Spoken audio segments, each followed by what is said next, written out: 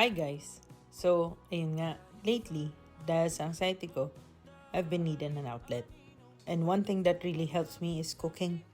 The good thing, beneficial din sa budget namin. Mahilig talaga ako manood ng cooking videos tapos ginagaya ko yung mga recipes. Most of the time, okay naman yung execution.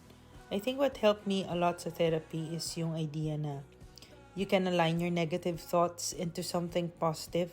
And for me, that's through cooking. Matagal na ako nagluluto. Pero now, mas na-appreciate ko siya. Kasi it keeps me going.